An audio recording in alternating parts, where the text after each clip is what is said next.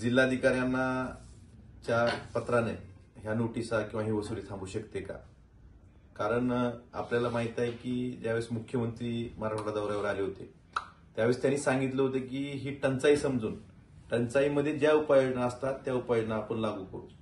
ह्या क्षणापर्यंत तरी अजून शासनाकडनं टंचाईच्या ज्या उपाययोजना असतात त्याप्रमाणे ओला दुष्काळ जरी त्यांच्या व्याख्येत नसला, टंचाईमध्ये ज्या उपाययोजना असतात त्याप्रमाणे लागू करण्याचे जे आश्वासन मुख्यमंत्र्यांनी लातूर जिल्ह्यात आल्यानंतर दिलं होतं त्या आश्वासनाचा एकही साधा अर्धासवा शासन निर्णय निघालेला नाही. आपण बघतोय की त्या दिवशीही उद्धवजी ठाकरे साहेबांना काही शेतकरी भेटले होते.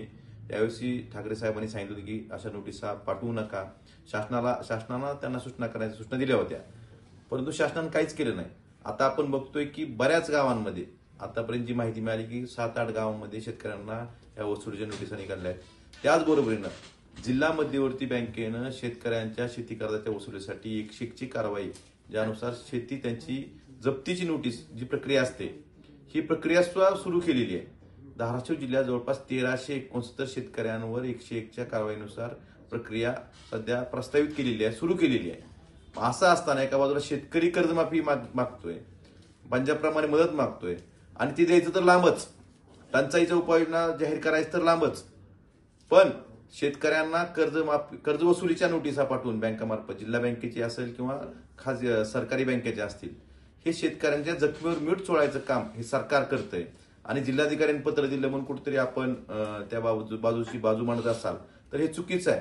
मुख्यमंत्र्यांनी याबाबत स्पष्ट आदेश दिले पाहिजेत, ह्या वसुल्या थांबल्या पाहिजेत आणि तात्काळ शेतकऱ्यांना आता 3400 रुपये एकर प्रमाणे तुम्ही जाहीर केलंय त्याची वाढ कधी देणार आणि पंजाबप्रमाणे जी मागणी आहे शेतकऱ्यांची ही करणार का नाही. आणि दुसऱ्या बाजूला कर्जमाफीची ही योग्य वेळ परत आम्ही म्हणतोय की योग्य वेळ नाही का? अजून किती नुकसान झालं शेतकऱ्यांचं मुख्यमंत्र्यांना बघायचं किंवा सरकारला बघायचंय.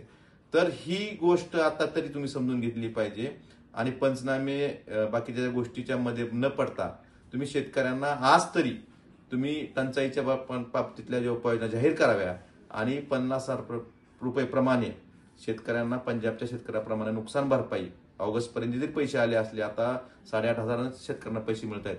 जूनपासून जे पाऊस पडला ते 50,000 प्रमाणे ती नुकसान भरपाई आणि कर्जमाफी ही तात्काळ जाहीर करावी हे सरकारला आमचं सांगणं आहे. आणि नाहीतर आम्ही शिवसेना उद्या या नोटिसीची होळी तर करणारच आहोत, परंतु मराठवाडा स्तरावर माननीय उद्धवजी ठाकरे साहेब यांच्या नेतृत्वाखाली कर्जमाफी आणि हेक्टरी 50,000 अनुदान यासाठी सुद्धा शिवसेनेचा मोर्चा निघणार आहे.